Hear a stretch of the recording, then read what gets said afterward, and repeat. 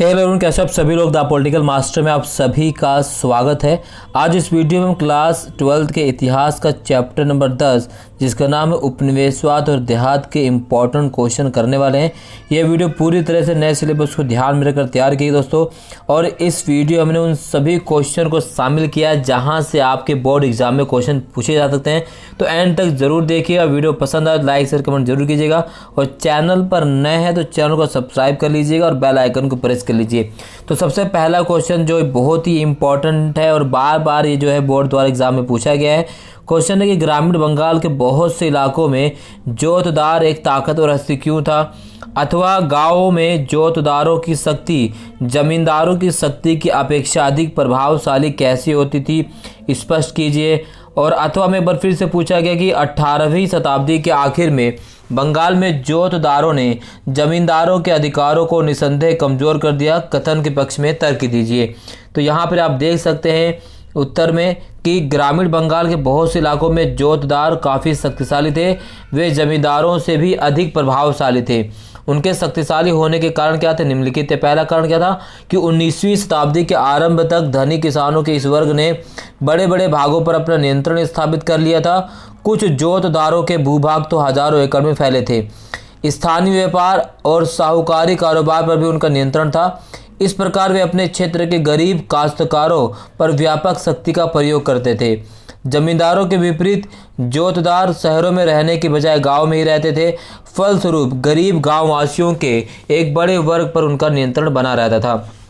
Next है, जोतदार जमींदारों द्वारा गांव की जमीन जो है हड़प लिया करते थे। एक से माफ़ कीजिएगा, थोड़ा सा जो है, हाँ चलिए, जोतदार क्या गांव द्वारा जमीन जो हड़प ली जाती थी, ठीक है।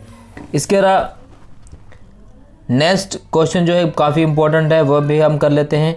क्वेश्चन है कि संथालों ने ब्रिटिश शासन के विरुद्ध विद्रोह क्यों किया, अथवा 18वीं शताब्दी के दौरान संथालों ने अंग्रेजों तथा जमींदारों का प्रतिरोध क्यों किया, स्पष्ट कीजिए। ये दिल्ली 2017 में क्वेश्चन पूछा गया सीबीएसई बोर्ड द्वारा।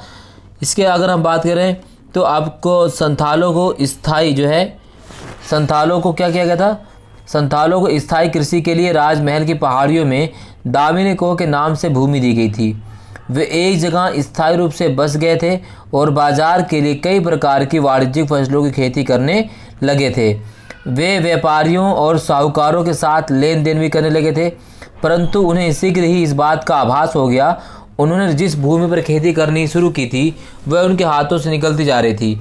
इसके कई कारण थे। पहला, संथालों ने जिस जमीन को साफ करके खेती शुरू की थी उस पर राज्य जो है भारी कर लगा रही थी। पहले उन पर कर नहीं लगाया गया था, बट बाद में जब फसल की पैदावार बढ़ने लगी तो उन पर भी कर लगाया जाने लगा। इसके अलावा साहूकार उनके ऋण पर ऊंची दर पर ब्याज लगा रहे थे। ऋण ना चुका पाने की दशा में उनकी जमीन पर कब्जा कर रहे थे। जमींदार लोग संथालों के प्रदेश दामिनीको पर अपने नियंत्रण का दावा कर रहे थे। तो ये कुछ कारण थे, और 1850 के दशक तक संथाल लोग यह अनुभव करने लगे थे कि अपने लिए एक आदर्श संसार का निर्माण करने के लिए उनका अपना शासन होना आवश्यक है। इसलिए उन्होंने जमींदारों, साहूकारों और औपनिवेशिक राज के विरुद्ध क्या कर दिया, विद्रोह कर दिया, ठीक है। नेक्स्ट क्वेश्चन, दक्कन के रैयत किसान ऋणदाताओं के प्रति क्रुद्ध क्यों थे, अथवा 1830 के पश्चात ऋणदाताओं द्वारा ऋण देने से इनकार करने पर रैयत समुदाय द्वारा अनुभूत अन्याय की तर्कसंगत समीक्षा कीजिए। तो अब यहाँ पर आप देख सकते हैं कि जो ऋणदाता क्या करते थे, ऋणदाताओं ने किसानों को ऋण देने से इनकार कर दिया, और किसानों को लगता था कि ऋणदाता संवेदनहीन हो गया है जो उनकी रक्षा पर तरस नहीं खाता। कहने मतलब है कि अब किसानों को जो है ना ऋणदाताओं द्वारा ऋणदाताओं को ऋण नहीं दिया जाता था। अब जो ऋणदाता थे, अगर किसान उनके पास ऋण मांगने के लिए जाते थे तो ऋणदाताओं द्वारा उनको साफ इनकार कर दिया जाता था, क्योंकि ऋणदाताओं को लगता था कि किसान अब उनके रकम को वापस नहीं चुका सकते, क्योंकि कपास का उत्पादन लगातार कम हो गया था। दूसरा, ऋणदाता देहात के परंपरागत मानकों और रिवाजों को उल्लंघन कर रहे थे। उदाहरण के लिए ब्याज की राशि मूलधन से अधिक नहीं हो सकती थी, परंतु ऋणदाता इस मानक की धज्जियां उड़ा रहे थे। एक मामले में ऋणदाता ने 100 रुपये के मूलधन पर 2000 से भी अधिक ब्याज लगा रखा था। तीसरा, बिना चुकाई गई ब्याज की राशि को नए बद्ध पत्रों में शामिल कर लिया जाता था ताकि ऋणदाता कानून की शिकंजे से बचा रहे और उसकी राशि भी ना डूबे। नेक्स्ट, ऋण चुकाते समय किसान को कोई रसीद नहीं दी जाती थी और ऋणदाता जो थे वो बंद पत्रों में जाली आंकड़े भर लेते थे। वे किसानों की फसल को नीची कीमतों पर खरीदते थे और उनकी धन संपत्ति पर अधिकार कर लेते थे। ठीक है, नेक्स्ट क्वेश्चन है, इस्तिमरारी बंदोबस्त के बहुत सी जिम्मेदारियां क्यों नीलाम कर दी गई? तो इस्तिमरारी बंदोबस्त में बहुत सी जिम्मेदारी नीलाम इसलिए कर दी क्योंकि जो है बंदोबस्त की जो रकम बहुत ऊंची थी और किसान जब लगा नहीं चुका पाते थे तो उनकी भूमि को, उनकी जिम्मेदारी नीलाम कर दिया जाता था। इसको आपको कर लेना है, काफ़ी इंपॉर्टेंट क्वेश्चन है। ठीक है, नेक्स्ट अगला क्वेश्चन है, भूमि का इस्तिमरारी बंदोबस्त स्थायी बंदोबस्त क्या था? तो भूमि का इस्तिमरारी स्थायी बंदोबस्त क्या था?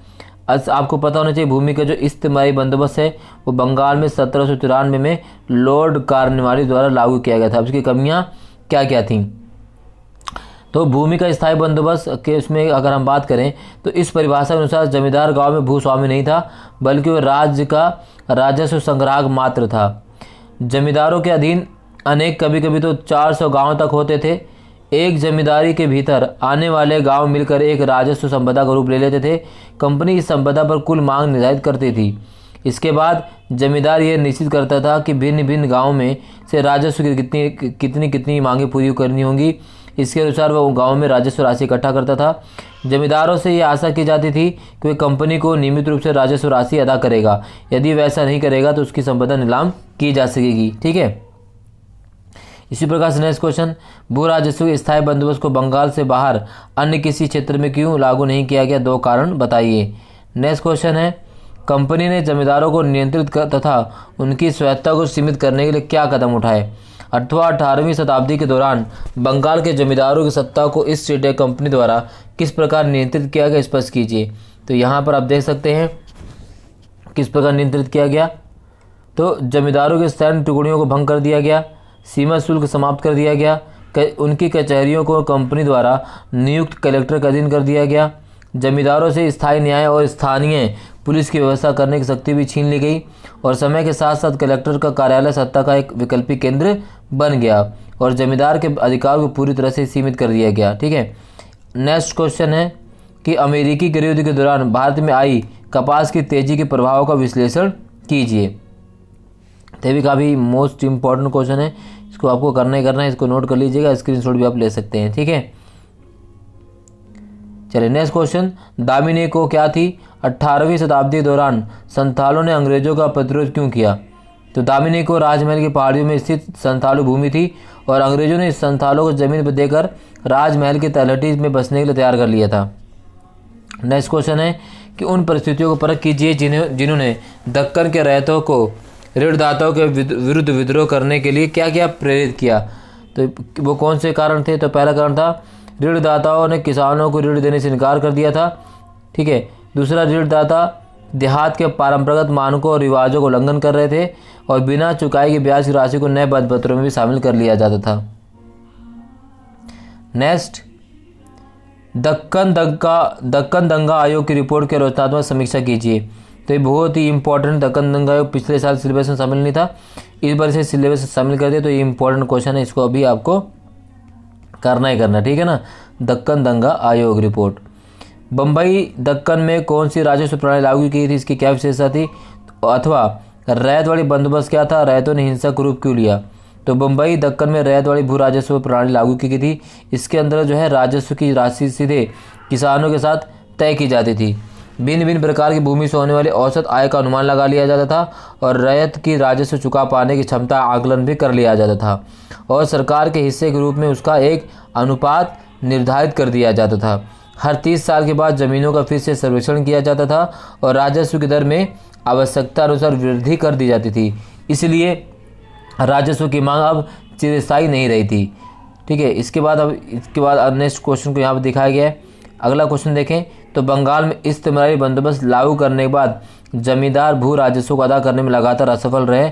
इसके कारणों और परिणामों की परख कीजिए। मोस्ट इंपॉर्टेंट है, यहाँ से क्वेश्चन तो आएगा। ठीक है, इसको आपको कर लेना पूरा कंप्लीट। ठीक, उसको स्क्रीनशॉट ले सकते हो और उसको लोड आउट भी कर सकते हो दोस्तों, ठीक है ना। नेक्स्ट है, महाराष्ट्र के कपास निर्यात में गिरावट आने के बाद ऋणदाता और रैयत के बीच संबंधों में तनाव के क्या कारण थे, अथवा परिसीमन कानून क्या था, इसे 19वीं शताब्दी तक रैयतों के खिलाफ अत्याचार का प्रतीक क्यों माना गया। कोई 3 कारण लिखिए, अथवा उन परिस्थितियों की परख कीजिए जिनके कारण अंग्रेजों ने परिसीमन कानून को बनाया था। मोस्ट इम्पोर्टेंट है, इसे आपको करना ही करना, ठीक है। ठीक है, ये सारा कर लेना आपको। चलिए नेक्स्ट, रैयत और सिक्किमी रैयत में क्या संबंध था। तो रैयत जमींदारों के लिए ज़मीन जोतते थे और उन्हें राजस्व देते थे, परंतु वे अपने ज़मीन के कुछ भाग अन्य रैयतों को लगान पर दे देते थे। इन्हें सिक्किमी रैयत कहते थे, ठीक है। हल और कुदाल के बीच की लड़ाई की क्या थी, बटाईदार और बागीदार कौन थे, और अंग्रेजों ने जंगलों की सफाई करने तो वहाँ से पहाड़ियों को हटाने का निर्णय क्यों लिया। ठीक है, भी इम्पोर्टेंट है, 2 नंबर पूछा जा सकता है। इसके अलावा मोस्ट इम्पोर्टेंट क्या है, 5वीं रिपोर्ट क्या थी, इसका क्या उद्देश्य था, इसकी रचना किस आधार पर की गई थी। ये मोस्ट इम्पोर्टेंट है, ठीक है। 5वीं रिपोर्ट से क्वेश्चन आएगा ही आएगा, ठीक है। ठीक है, ये 5वीं रिपोर्ट और आपको पढ़ लेना है कंप्लीट। इसके बाद बम्बई दक्कन में लागू की गई भू राजस्व प्रणाली की परख कीजिए। किसान किस प्रकार साहूकारों को ऋण जाल में फंसते चले गए, स्पष्ट कीजिए, ठीक है। अब ये है दोस्तों कौन सा MCQ टाइप क्वेश्चन जो है, इसको भी आपको कर लेना है कंप्लीट, ठीक है। सारा MCQ क्वेश्चन है, ये आपको कर लेने हैं, ठीक है ना।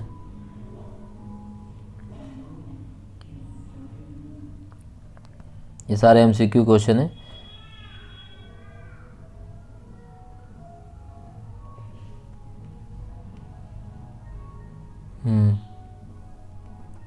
तो इस वीडियो में बस इतना ही। इस चैप्टर जितने भी इंपॉर्टेंट क्वेश्चन थे MCQ के साथ हमने करा दिया दोस्तों। वीडियो अच्छी लगे तो लाइक शेयर जरूर कीजिएगा। चैनल पर नए हैं तो चैनल को सब्सक्राइब करना बिल्कुल भी मत भूलिएगा। मिलते हैं नेक्स्ट वीडियो में, तब तक के लिए जय हिंद, धन्यवाद।